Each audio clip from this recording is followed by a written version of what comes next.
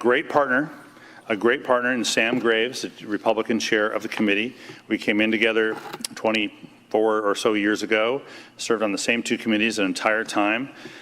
He has a goal of getting the surface transportation bill out of committee by this fall.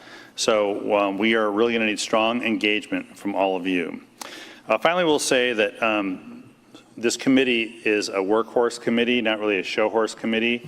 We're not really Hannity-worthy or Maddow-worthy when it comes to getting on cable. Not really, people aren't calling us every day about these things. We are an island of partnership in a sea of partisanship on Capitol Hill.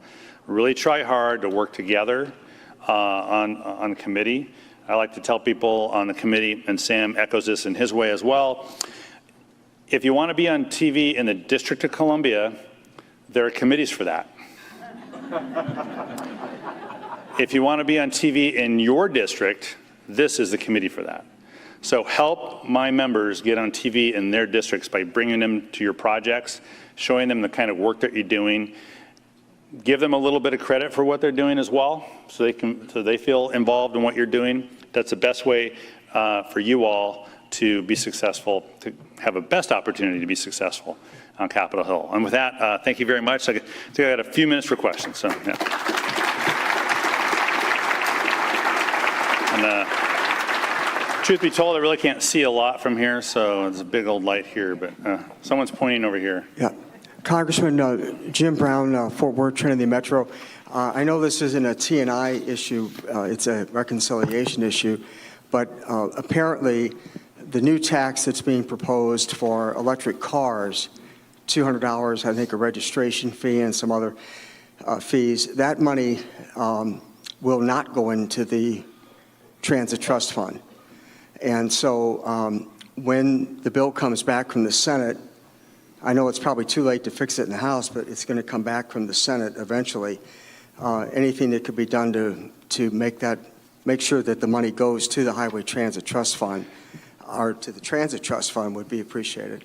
Thank you. Yeah, thanks for bringing that up. I think it's more accurate to say it is not yet guaranteed that it will go into the Highway Trust Fund. That is more accurate to say, as opposed to it is not going into the Highway Trust Fund. We are not yet done in the House of Representatives with the bill, as you're probably tracking this. I have to be up at 3 a.m. on Wednesday morning to go to the Rules Committee on this bill, so which I'm really happy about, because I work 24/7 for the people I represent. Don't forget that. So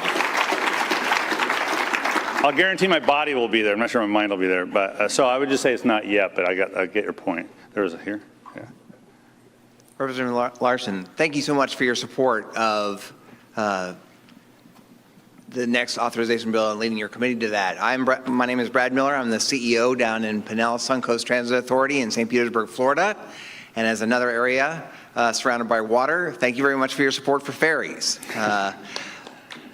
You talked a little bit about the portal, and I know APTA and agencies like mine submitted a lot through the stakeholder portal. How do you suggest we best engage with our members of Congress to submit good things to the portal now that it's their turn? Yeah, so we opened the portal on May 1st for members of the committee through to the 12th, and now it's open for everybody and through the end of the month. So the point is, and I'm not suggesting that this is totally neutral, because I don't know what you know, since you have ferries as well, your suggestion could have been to take all of Washington State's money and give it to St. Petersburg. I mean, I don't know what it was, so I can't say I'm going to support what you want to do, Brad, without knowing exactly it is. But what you want to do is to take what you said, what you put in the portal, and like literally hand it to Representative Smith, Jones, Johnson, and say, here's what we did, and we'd love to have your support for these things if you would put them in the portal. I mean, it's like, it's not that hard. I mean, it's not a science. It's just like members just need to step in and step up to what they're hearing locally. And I would say for you all as transit members, it's important The same thing's happening. Don't have your member ask for like one or two things. Because remember, I represent ferries, I got transits, I got bridges, I got it built, I got I-5 that runs through there, I got rail, high-speed rail. I mean, every member's got a lot of stuff. And so the best thing is to ask for everything, right? It is. If you ask for nothing, I can guarantee you your success rate. If you ask for everything, your success rate goes from zero, your range goes from 0% to 100%, somewhere in between. But if you ask for nothing, I can guarantee what you're going to get around DC. So, and the more we have in the portal, kind of the more we can work together and with our members to make sure people are being, the members' districts are being taken care of. So, over here. Julie White with the North Carolina DOT. We have a ferry system, so thank you, Congressman, for the idea of the portal to just take the Washington money and give it to North Carolina. Yeah, well, I'm sorry. St. Petersburg already took it all. Sorry. I've been on your ferry system once. I hope we did an excellent job. You did well, and it's a great system, but we have things called jumbo ferries in Washington State, and they're gigantic compared to some of the other systems. It's like, I was surprised about how big our ferries are. So. Much shallower water, so smaller boats. In your view, is there any possibility of making the Highway Trust Fund solvent? And if not, what might that mean for highway and transit programs going forward? Is it possible? Sure. It could happen or it couldn't happen, right? That's the possibility part. The probability part comes in part from, first off, you got the highway, you have the gas tax. Which it's been so long since I cited these numbers. There's actual numbers about what the gas tax is providing to the whole trust fund, given just the basic funding, and we're short over 5 years, and so that's why the EV fee is an important part of getting it into the trust fund in a guaranteed way. 39 states have EV fees from a variety of levels. Washington State has its own, so there's really not a lot of heartburn on the committee about having a federal EV fee, just like we have a federal gas tax and states have gas taxes. So that relationship is, the same in our minds philosophically. The question is a matter of a variety of things. One is ensuring that the EV fee money goes into the Highway Trust Fund so that it can go to the accounts. Second is we did guaranteed funding or advanced appropriations, whatever you want. You all probably call it advanced appropriations because you're in the business. If you're going to talk to people that you represent, you'd say it's guaranteed funding, which they understand that more because it's more realistic and less budgetary to talk about it in terms of guaranteed funding. We did that for the BIL. I don't have a lot of confidence right now this House and the Senate will do guaranteed funding, but we're not done. This is going to be a long process, and I told people when we did the FAA bill, federal aviation bill, and actually when we did the BIL, it's going to die 19 times before it lives the 20th time. Doing these bills is like fighting Dracula, right? There's going to be a stake in the heart of Dracula. I swear to you, 19 times on this bill. It's going to be dead 19 times before it passes. So just stick with it. So whatever your priorities are, just stick with them. So thanks. I'm sorry. Even I know the international signal for Congressman it's time to go, and this is it right here. So thank you all.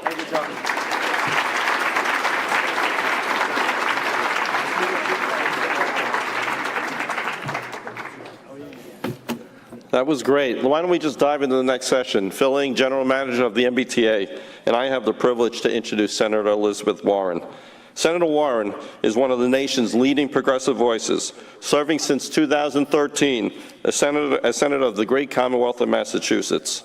As ranking member of the Senate Committee on Banking, Housing, and Urban Affairs, she will be at the center of public transit investment and policy decisions, bringing her leadership, her passion, and pragmatism to the issues that are so critical to us and the riders that we all serve.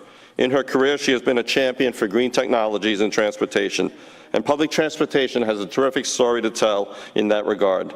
Transit agencies have led the way with 55% of our buses, as well as almost 2/3 of buses that are on order, running on clean technologies. So I look forward to discussing that and several other issues in today's fireside chat. So let's give a big round of applause. Senator Warren, please join me on stage.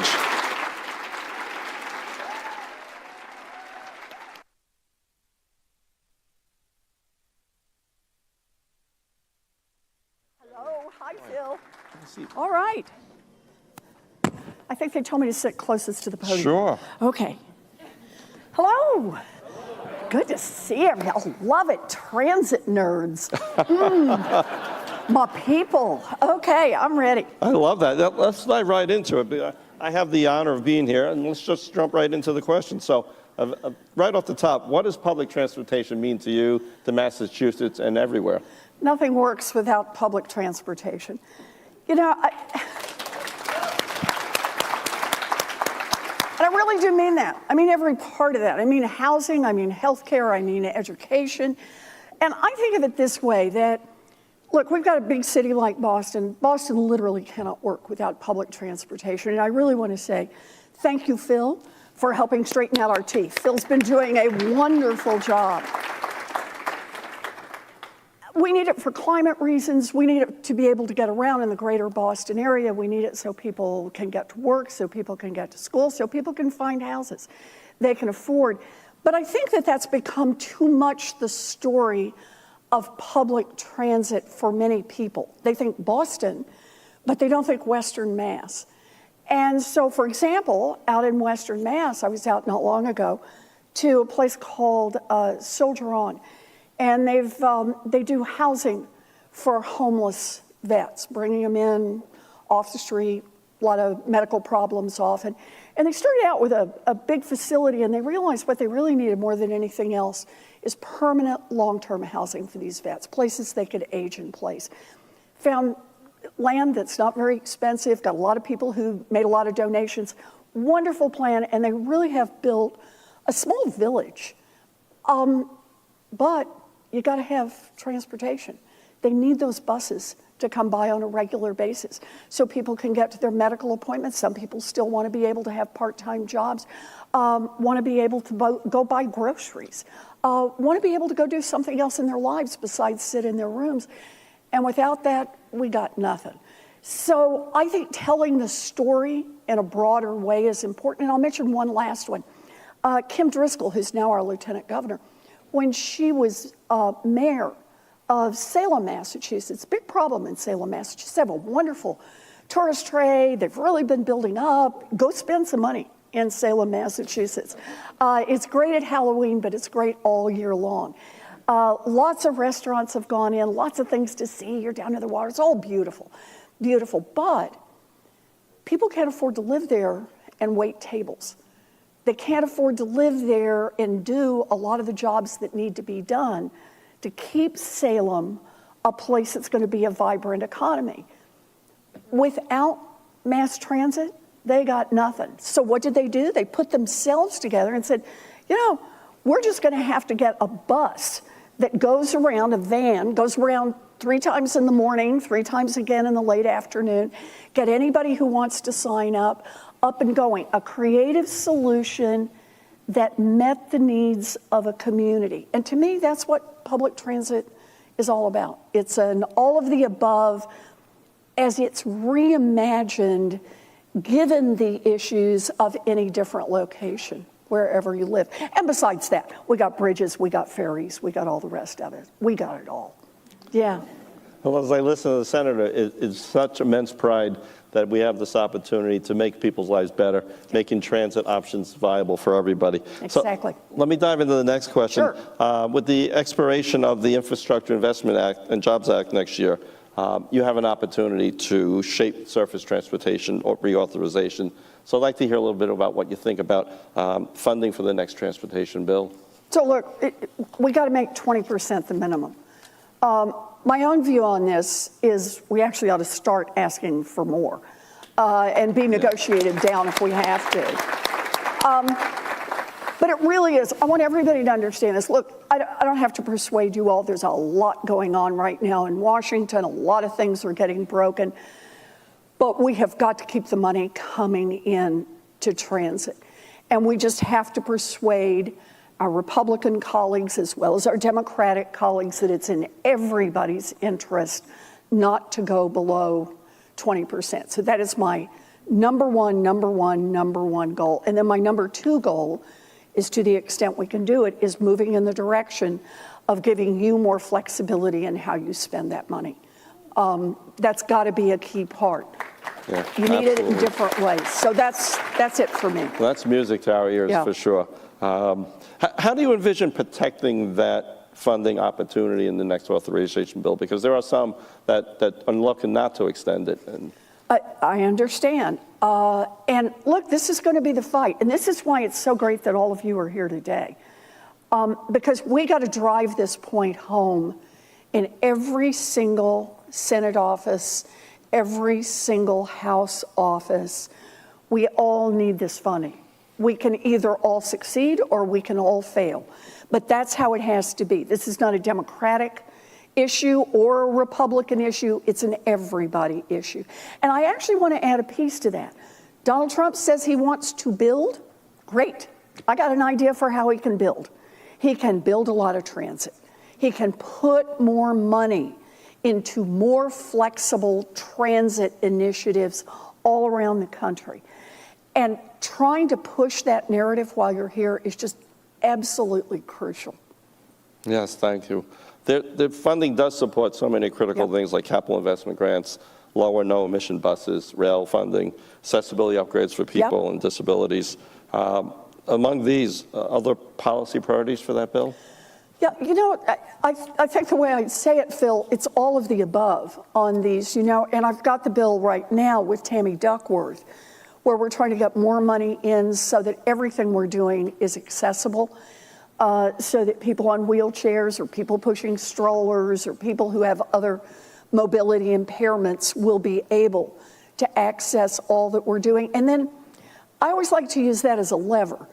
Once you're working on that part, then now that's also a good time to upgrade the equipment to make sure that everything is at its best operational capacity. So I think that's a piece we're at least going to try to get out there and negotiate with them on a little bit. And it's a terrific piece to talk about because, again, it is a reminder, this is where I was starting, how many people use public transit, who's using it, and why they need it.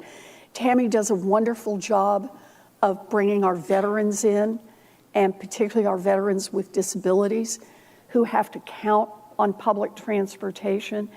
And that is sometimes, I don't want to overpromise, but sometimes a way to bring two parties that are hammer and tongs at each other over budget matters together to say we're going to try to support the veterans here. And this is at least maybe one place that gives us a bit of an angle into that. That's great to hear. There's so many areas of this common ground, and I know so many of my partners here have so much information we'll love to share and give you any ammunition you need to be able to make that point.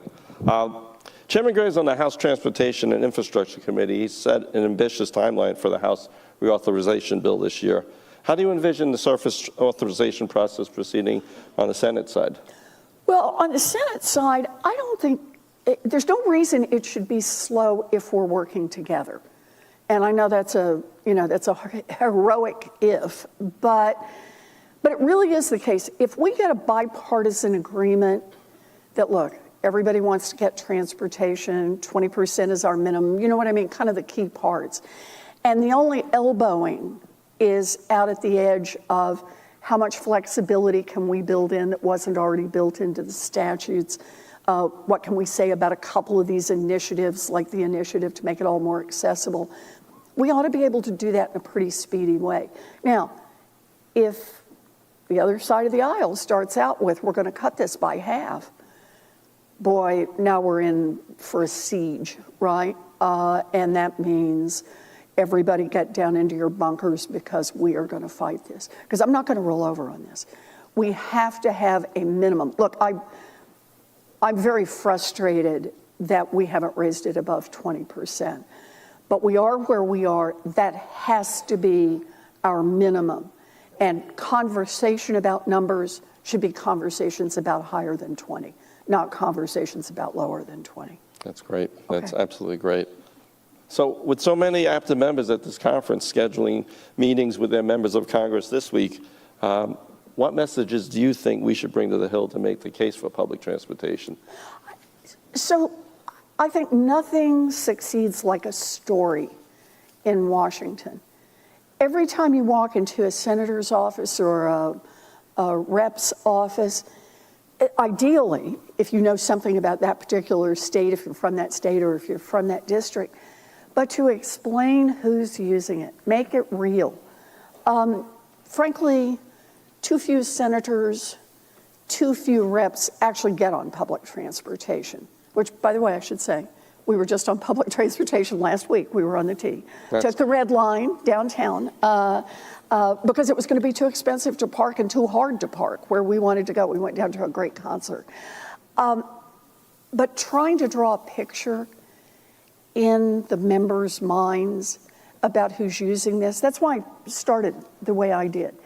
A group of business people care enormously, even if they never set foot on public transportation, because they need their workers to be able to get to the restaurant, to be able to get to the gift shop, to be able to get to the mall, to be able to get where they want to be able to hire them. That's the story you can tell. Our vets who are trying to do something creative for those who have no housing, tell that story, make that story real. The more you can do that, the more you get allies in this fight for why the resources are so important. Because that's how I see this. The fight is to get you the resources you need so you can do the job you're trying to do. And if we can get you more resources, you are the people I have confidence in. You will use those resources well to give us better public transit. You will use those resources so that more of us can count on it's going to show up on time. The equipment's going to be clean and usable. The driver, if we've got one, is not going to be somebody who's stressed out. It's somebody who's going to say hello. That every part of this, that the routes are going to cover where we need coverage. This is our opportunity. I'm going to make one more pitch, though, that you can also throw in. Talk about the veterans, talk about the business leaders, talk about the next generation. Everybody wants to think about their hip with the next generation. Our granddaughter is about to move and get her first job, and she's picking out an apartment. And I said, "Are you going to get a car, sweetheart?" She just graduated from college. And she said, "No." She said, "I don't want to have to get a car. I figure I can get on a line and be able to get to where I want to work. And if I have to go someplace else, otherwise I can get an Uber, I can get a Lyft if I need to." But her principal way of getting herself back and forth to work as she is planning moving to a brand new city she's never lived in before is the assumption that she's going to be able to rely on public transit. You all have seen the numbers. Fewer and fewer young people are getting their driver's license. They're waiting till later to get their driver's licenses.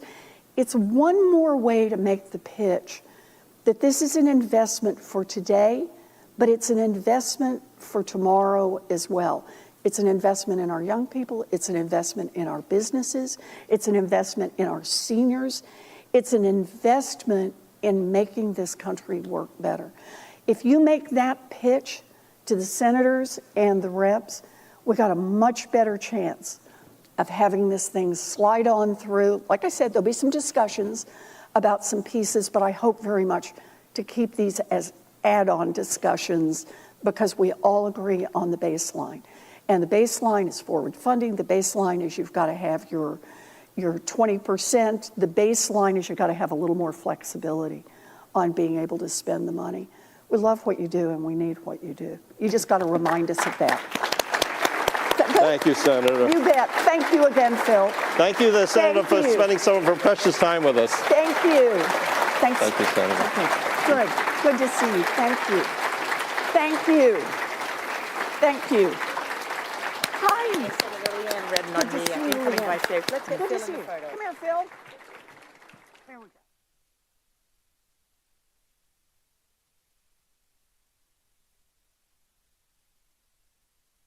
All right, I think with that, we're going to take a break until 2:30, and we'll hear 2:15, and then we'll hear from Secretary of Transportation Sean Duffy.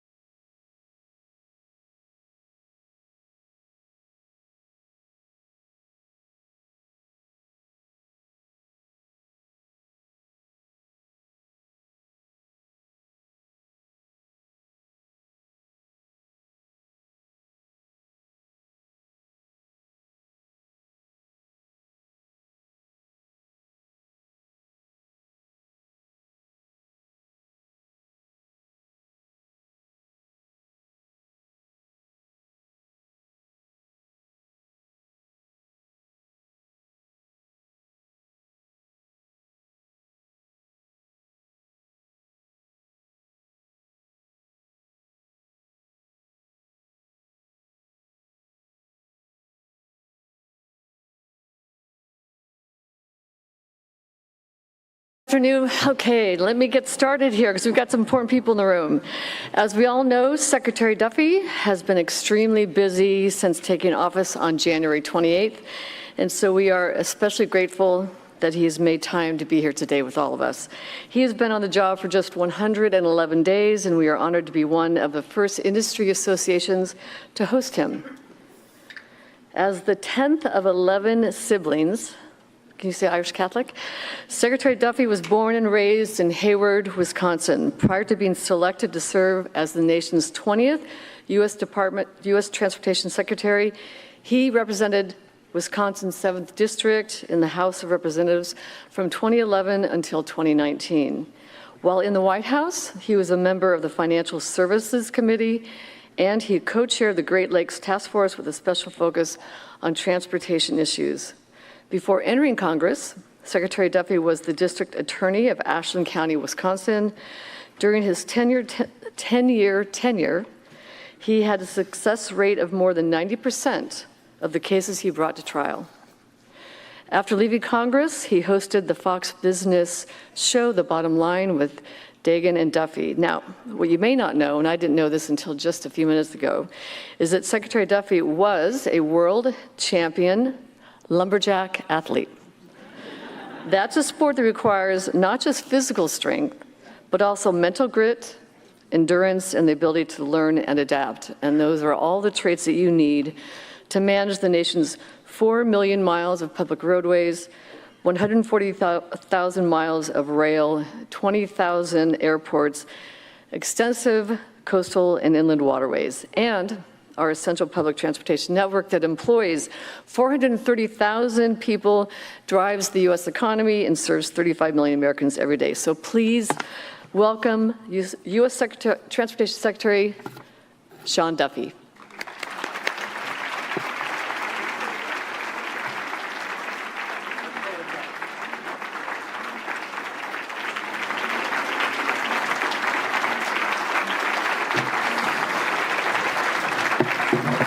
Hey, everybody.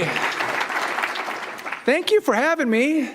So just a side note, lumberjack sports, chopping, sawing, log rolling, tree climbing, all the skills of the old-time lumberjack in modern-day sports. Maybe you watch ESPN 6 at 4 o'clock in the morning. You might see these sports, but a great part of American history.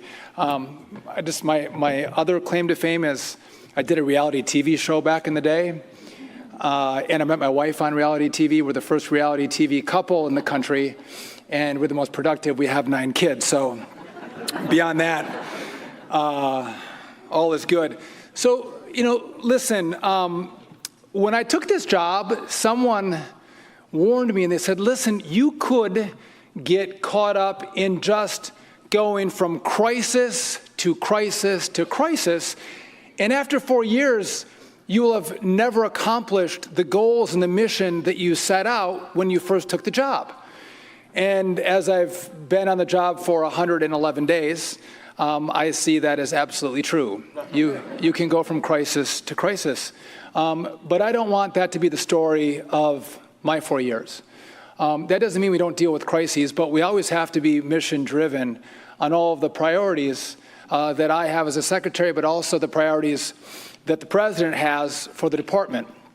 Now, just another side note on that, the president, when he called me, by the way, he said he loves the Department of Transportation. He said if he wasn't the president and he could pick any department, he would love to be the secretary of the Department of Transportation. So it's great because we got a good supporter in the White House, but also the problem is that if I mess things up, he's watching and I will be held to account. So but he does care because he's a builder. He likes to build things. And he said, I want you to focus on building the big, beautiful infrastructure that connects our people, that moves our products. That's what's so important in America. And I think we can do a better job building those projects, being more efficient with the dollar, and being more effective in the dollar spent to assist and help the American people. And so I would tell you that when we think about big, beautiful projects, it does include roads and bridges. But it's not just roads and bridges.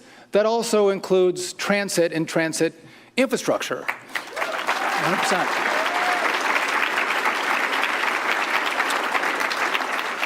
And maybe contrary to popular belief, I don't have a favorite. I don't care if you want to use planes, trains, or automobiles, your EV or your combustion engine. I think America has a right to choose, and I think they should choose. And so in our department, I don't see transit as the ugly stepchild of the department. By the way, I have 9 kids. I tell you that, 9 kids? And if they ask me who is their favorite, I tell them I don't have a favorite. I love you all equally. It's kind of the same as the modes. I care, all the modes are different, but I care about the success of all of the modes that we have at DOT. And we're going to focus on making all the modes great, trying to leave each mode better off than the way we found them. And speaking of transit, our work, your work, has such an important impact on the people that you serve and the cities that you serve. You get it right, and people have a remarkable relationship with you. You don't get it right, and people don't want to invest in you. So doing your jobs well and serving people well matters because you move families, you move commuters to work, you allow people to get to their health care appointments, and you allow people to shop with local businesses. What you do matters for the communities in which you serve. And if you do your job well, it has a great impact on the jobs that someone could take, or the neighborhood in which you can live, or the school in which your kids can go to, can all be dictated by how well our transportation systems work in the cities in which you all serve. I didn't grow up in a place where people had a lot of money. I come from rural America. I come from poor America. And there's a lot of people that you serve that you're the last lifeline. That if they can't access public transportation, they can't access opportunities. They can't get to a job. And if they can't get to a job, they don't have a shot at supporting their families. They don't have a shot at the American dream, because many of them can't afford a car, which, by the way, we're working on the price of a car. By the way, in America, the average teacher's salary won't allow you to buy the average price of a brand new car. We're working on that, but there's something wrong with that. And so making sure that all of you do your job really well is incredibly important. But with that said, we also serve communities. And the good people who rely on transit is who we serve. And I would argue that the mission is safety and efficiently moving people in and throughout the communities that we serve. But safety is key. We have to make sure we move people in a way that they can rely on. I would argue that if you think that transit is for a homeless shelter, or if you think transit is a place where we should allow those who are mentally ill to congregate, or if you think it's a place that criminals can go to get access to a lot of hardworking Americans and pick their pockets or grope them, I think you're wrong. I think we have to have transit that's clean, transit that's safe, transit that the American people can buy into to go, I love my system that I get a ride on because it's safe and it's efficient. But I know in so many, I know there's a lot of places around the country where that is not the mission. And it may not always be the authority's fault. It might go to a city council, it might go to a prosecutor, it might go to a judge. There's a lot of areas in play. But I do think the American people expect that. We invest a lot of money in these systems, and we should expect the very best for our communities that get taxpayer money. So I think it's important that we actually get back to basics. The basics of improving security, deterring crime, stopping fare evasion. By the way, everybody wants more money, right? You all need more money. I think the easiest and fastest way to get more money in your pockets is to stop fare evasion. Let's have people pay their fair share when they ride. Easy one. Some tens of billions of dollars are lost because of those who are fare evaders. I would just note that I had a chance to meet with WMATA here in DC, and I think, again, I don't know that WMATA is perfect, but WMATA's taken steps to go, listen, if you're a repeat offender, where's WMATA? Right there, right there, right in front. Great. They're sitting right in front of me. You could have been in the back corner. But they're trying to take people out of the system that are repeat offenders. Good on you for doing that. Putting more security on your system. Thank you for doing that. In LA, they hired their first transit police chief into the system. Again, steps that are driving safety and security I think make so much sense. If I could just take a moment too, I look at the transit workers who serve our systems, the operators, the engineers, the maintenance crews, the dispatchers, the custodians, all of them keep us moving. They also deserve a place to go to work that's safe. They don't deserve to be abused and beaten.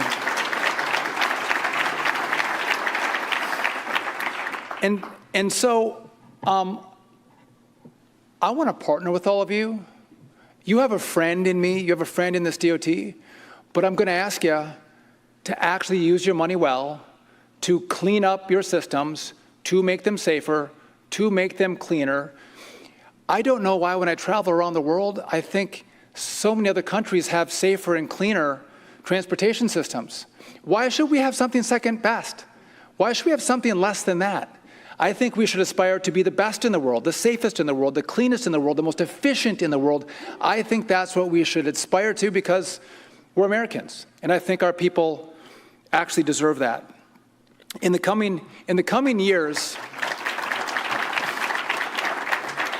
we're going to have a chance to showcase our great work. The World Cup is coming to America. The Olympics are going to be in America, right? It's going to be great. And when you have all of these people come and pack the cities, the host cities, there's one huge issue that we have in those cities. We're going to try to move people around these communities in massive numbers, and we have to make sure that our transit system is going to crush it for all the visitors that come to see the World Cup and see the Olympics. And we are going, the Congress is going to have to help us out, but the Congress and DOT are going to invest in these communities, in these cities, to make sure we show the world what we can do with American transit. And I'm not going to leave you on a downer, but just have a side point. I get a lot of side points, and I'll end like 4 times for you, and I apologize for that. But we are $36 trillion in debt. We are. It's becoming a problem. Our credit rating was just downgraded by Moody's, and we run a deficit of $2 trillion a year. So we're spending a lot of money that we don't have, and we are borrowing off the backs of our children. And I think across government, if we can do things a little more efficiently, or the dollars that we get, we serve our communities that much better, I think it's going to be easier to ask for the resources that are necessary to do all the great work that so many of you do. So let's double our effort, let's triple our effort, and let's make our systems more efficient, let's make them safer, and let's make them cleaner, and we'll partner together and make transportation great again. Thank you. God bless.